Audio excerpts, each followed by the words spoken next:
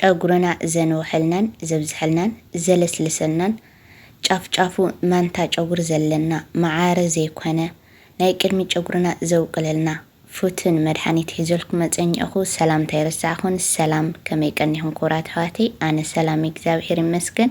ብወገንኩም ሰላም ክትልዩ ተስፋ ይገብር። ከምቲ ልሙድ ንዓይ ዝጠቐመኒ ለኣኻትኩም ጠቃሚ ዝኾነ ሒዘልኩም መፀኝእኹ። ንስኻትኩም ድማ ከምቲ ልሙድ ብላይክና ብሳብስክራይብ እተይ ኩራት ኣሕዋተይ ብፍቓድኩም ላይክና ሳብስክራይብ ትገብሩለይ ድማ ብጣዕሚ እየ ዘመስግን ኩራት ኣሕዋተይ። ላፍቲ ሙሉእ ኣሰራርሓ ክወስደኩም እየ ክሳብ መጨረሻ ብሓደ ነፅናሕ ኩራት ኣሕዋተይ።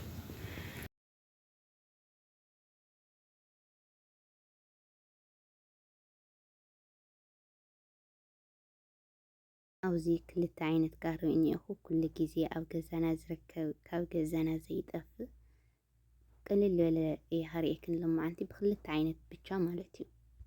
ቅርንፉድ ወይ ከዓኒ መስማር ላና ንፅውዖ ብዙሕ መፀውዒ ስለ ዘለዎ በቲ ንስኻትክን ዝርድአክን ሪኢኽን ተጠቐማ ማለት እዩ።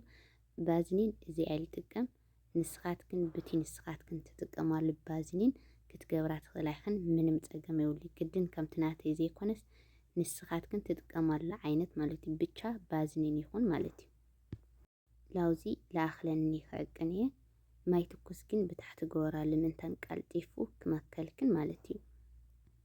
እዚኣ ተጠቕመኒ ኢኹ ብደንብ ገይራ ምስ መኸኸት ሕጂ ቅርንፉድ ክንገብረላ ኢና ማለት እዩ።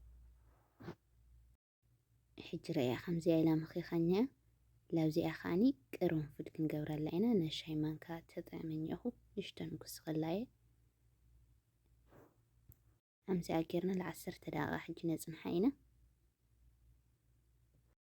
ሕጂ ቀይሓኒአ ረእዩ ደንብ ጌርክን ረእዩ ንስኻትክን ከዓኒ ከምኣ ጌርክን ስራሕ ማለት እዩ። ምስ ቀይሐ ከተውርደ ኢኽን ሕጂ ረእዩ ናተይ ቀይሕኞ ባዝኒን ብደንብ ምስ ቀይሐ ክነውርዶ ኣለና ማለት እዩ። ሕጂ ኣኽሎ እዩ ናተይ ካብዚ ንዓቐብ ከዓኒ ክፈልሕ የብሉ ካብዚ ንዓቐብ ተፈሊሕካ ስለ ፅቡቕ ስለ ዘይኮነ ክነውርዶ ኢና ማለት እዩ። እዚኣ መንፊት ተጠቐመኒ ኢኹ ንስኻትክን ከዓኒ ጨርቂ ተልይክን ጨርቂ መንፊት ተልይክን መንፊት ዘለክን ክትጥቀማ ትኽእላ ኢኹን። ላብዚኣ ከዕርቆ እየ ቀልጢፉ እዩ ዝረግእ ማለት እዩ። ርኢ ሕጂሲ ላውዚ ምስ ዕረቅክዎ ዝተውኡ ዘሎ ረእዩ ኣብቲ ሸሓነ ዘሎ ረእዮ ድረ ረጊኡ ማለት እዩ። ረእዮ ረጊኡ ማለት እዩ። ቀልጢፍክን ኢኽን ላብ መትሓዚ ትገብርኦ ማለት እዩ። እምበይ ይረግእ እዩ ቀልጢፉ። ድሕሪ ዝተወሰነ ሰዓት ተመሊሰ መፂክን እየ ኩራት ኣሕዋተይ። ልክዕ ከምቲ ካብ ዕዳጋ ንገዝኦ ከምኡ ኮይኑ ይረአዮ። ከምዚ ኢሉ ክረገልክን ኣብ ዝኾነ ይኹን ቦታ ተቐሚጥክን ከምዚ ዝኸውን መዝሓሊ ምናምን ታላጅ ምናምን ኣየድልየክን እዩ። ኣብ ዝኾነ ይኹን ባይታ ክተቕምጦ ትኽእላ ኢኽን ከምዚ ኢሉ ከዓኒ ቅብኣት ይኾነልክን ማለት እዩ። ሕጂ ናብ ጨጉሬና ጎርክ ከሪአክን እየ። ሕጂ ከዓኒ ናብ ጨጉሬና ጎርክ ከሪአክን እየ ክሳብ መጨረሻ ግን ብሓደ ንፅናሕ። ከምቲ ሞተው ዝበልክኽን ብጣዕሚ እዩ ጨጉርና ዘንውሕልናን ዘብዝሐልናን እንደገና ተሪር ጨጉሪ እዩ ዝህልየና ማለት እዩ። ትኽርና እዚ ናይ ክሪ ናይ ጨጉርና ብጣዕሚ እዩ ቆንጆ ዝኸውን ማለት እዩ። ናይ ቅድሚ ጨጉርና ከዓኒ ብጣዕሚ እዩ ዘውቅለልና። ሓንቲ ፍረ ወሲድክን ከምዚ መቐደማይ ዝረአኽን ማለት እዩ። ሓንቲ ፍረ ወሲድክን እዚ ቅድሚት ጨጉርክን እቲ ብዝበርሐ ፍሕፍሕ ተቢልኩን ብጣዕሚ እዩ ዝወቅል ማለት እዩ። ከምዚ ሰሪሕክን ከም ቅብኣት ሰሪሕክን ከም ዘይቲ ሰሪሕክን ብዙሕ ኣሰራርሓ ኣለዎ ማለት እዩ። ዝተወሰነ ኣብ ቻናለይ ሰሪሐ ኣለኹ በቲ ኣነ ዝጥቀሞ ማለት እዩ። እና ብጣዕሚ እዩ ቆንጆ ናይ ቅድሚ ጨጉርክን ከዓኒ ብጣዕሚ እዩ ዘውቅለልክን። እንደገና ጫፍ ጫፉ ማንታ ጨጉሪ ዘለክን መዓረ ዘይኮነ እንደገና እቲ ዋና ጨጉርክን ዝደርቀክን ጫፍ ጫፉ ማለት እዩ። ኣብ ኮመንቲ ሚትክን ነርክን ይኽን መቐደመይ ከዓ ብልተወሰነ መልክዕ መሊሰልክን ነይረ ማለት እዩ። ግን ከምዚ ኢላ ስራሕኹ ኣይረአኹንን ማለት እዩ። ክልተ ዓይነት ኣሰራርሓ ኣሎ። በቲ ንስኻትክን ደስ ዝበለክን ክስርሓ ትኽእላ ኢኽን ማለት እዩ። ቀዳሞይቲ ሰሪሐያ ኣለኹ ካልአይቲ እውን እዚኣ ማለት እዩ።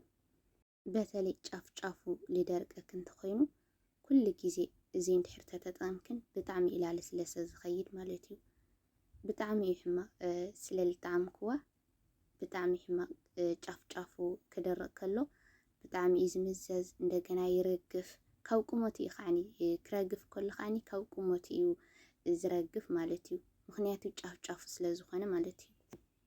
ብኡ ልክዕ ከዓኒ ጨጉርና እንድሕር ዝምዘዝ ዝረግፍ ተኮይኑ ከዓ ኣይነውሕን ኣይበዝሕን እቲ ዘሎ ጨጉሪ እዩ ዝውደልና ማለት እዩ። ስለዚ ኩሉ ግዜ ከምዚኣ ሰሪሕክን እንድሕር ትጥቀማ ኮይንክን በቃ ምድራቅ ጨጉሪ ኣየጋጥመክንን ማለት እዩ። እንደገና ማንታ ጨጉሪ ዘለክን ማንታ ጨጉሪ ከዓኒ ካብቲ ሓደ ዘየነውሕ እዩ። ማንታ ጨጉሪ እንድሕር ኣሊና ለቅድሚት ክስድር ኣይኽእል ማለት እዩ ጨጉርና ማለት እዩ። ስለዚ ማንታ ጨጉሪ ዘለክን ካብ ትቆርፆ ማለት እዩ ምቁራፅ ብጣዕሚ እዩ ዝለምድ ማለት እዩ። ሕማቅ እዩ። ከምዚ ሰሪሕክን ዝተፈላለየ ዓይነት ሰሪሕክን እንድሕር ጫፍ ጫፉ ማሳጅ ትገብራሉ ተኮይንክን ማዕረላ ኮነ እዩ ዝኸይድ ማለት እዩ። እንድሕር ትቆርፅኦ ኮንክን ግን ኩሉ ግዜ ላለመደ እዩ ዝኸይድ ማለት እዩ። ናይ ቅድሚት ጨጉርክን ከዓኒ ከምቲ ኣነ ዝገብሮ ኣለኹ ኩሉ ግዜ ከምኡ ትገብራሉ ተኮይንክን ብጣዕሚ እዩ ዘውቅሎ። ገና ከዓኒ ካልኣይ ከዓኒ ጨጉርክን ኣውፁር ኢልሃለይክን ትጥቀሞ ማለተይ እዚ ጌርክንስ ወዲያው ነው ትሕፀቦ ማለት እዩ። ሕጂ ኣነ ዓንተው ተሓፂቦዮ ሕጂ ከዓኒ ከምዚኣ ገይረ ምሽጥ ኣቢለ ጉንጉን ከብሎ እየ ማለት እዩ። ጨጉርክን ተሓፂብክን ተጎንጎንክን ኣይትሕደጎ ማለት እዩ። እንድሕር ዘይቲ ጉንጉንኦ ኮንክን ብጣዕሚ እዩ ዝባላሸ ጫፍ ጫፉ ይደርቅ ይጥጥግ እንደገና ክትምሽጣ ከለክን ብጣዕሚ እዩ ዝረግፍ ብጣዕሚ እዩ ከዓኒ ዝምዘዝ ማለት እዩ። እንድሕር ከምዚኣ ጌርክን ጉንጉን ነብልክን ግን ሕጂ ክትምሽጣ ከለክን ከዓኒ ብጣዕሚ ኣይምዘዝ ልስሉስ እዩ ዝኸውን ማለት እዩ። ጀምራ እስኪ ካሜልክን ጅምራ ብልኣሞ ካብኡ ክትምችየክን እያ ማለት እዩ። ብቻ ንስኻትክን ክጅምራ ከለክን ጨጉርክን ትዕግስቲ የድልየና እዩ ማለት እዩ። ምክንያቱ ብሓደ ግዜ ብክልተ ግዜ ለውጢ ይመፅእ እንታይ ዳ ብተደጋጋሚ ለውጢ ዝመፅእ እንደገና ብተደጋጋሚ እንድሕር ሞኪርክን እዩ ጨጉርክን ዝነውሕን ዝበዝሕን ማለት እዩ እምበር ብሓንቲ መዓልቲ ብክልተ መዓልቲ ለውጢ ክመፅእ ኣይብለክንን ማለት እዩ። ምክንያቱ ክመፅእ እውን ኣይክእልን ማለት እዩ። ለኣብነት ሓንቲ ተክሊ ተክልናያስ ቀስ ላበለት እያ ትዓቢ ጨጉርና ከዓኒ ከም ቀስ ላበለ እዩ ዝነውሕን ዝበዝሕን ብቻ ክንክን እዩ ዘድልዮ። ጨጉርና ኩሉ ግዜ ንካናኸኖ ተኮይንና ብጣዕሚ እዩ ዝነውሐልናን ዝበዝሐልናን ማለት እዩ። ክንከናኸን ከለና ከዓኒ ብዘይ ተስፋ ምቁራፅ ማለት እዩ። ተዘየለ ሓንቲ መዓልቲ ሞኪርካ ወይ ከዓኒ ክልተ መዓልቲ ሞኪርካ ቸዳ ኣይነውሐለን ኣይበዝሐለን ተስፋ ምቁራፅ እንድሕር ኮይኑ ጨጉርና ኣይበዝሐልናን ኣይነውሐልናን። ስለዚ ብትዕግስቲ ጨጉርና ክነውሐልና ተደሊና ኩሉ ግዜ ንከናኸኖ ኣለና ማለት እዩ። ሕጂሲ ናተይ ጨጉሪ ተሪእኽኖ ኣብ ታሕታይ ውሪድ ኢልክንን ሕጅን ማዕረ ኣይኮነን ክክበዩን እዩ። ስለዚ ጨጉርና ዘይነውሕን ዘይበዝሕን ኣይኮነን እንታይ ዳ ክንክን እዩ ዘድልዮ ማለት እዩ። ቁርፅ ቁርፅ ዝብለለኹም ምእንታን ከይነውሕ መኸይሽልጂ ብማልየ ሕፅር ዝበለ ክገብረልክን ደልየ እና ረያ ከምዚኣ ገይረ ጉንጉን የብለየ እኒአኹ እዚ ዝበለ ጉንጓን ብጣዕሚ እዩ ጨጉሪ ዘንውሕን ዘብዝሕን እና ከምዚኣ ጌርክን ጉንጉን የብልክን ናብ ስራሕክን ክትከዳ ትኽእላ ኢኽን። ናይ ልማዓንቲ ሕሰይ እዚኣ ትመስል ነይራ። ተፈትሕዋ ላይክ እና ሰብስክራይብ ግበሩ።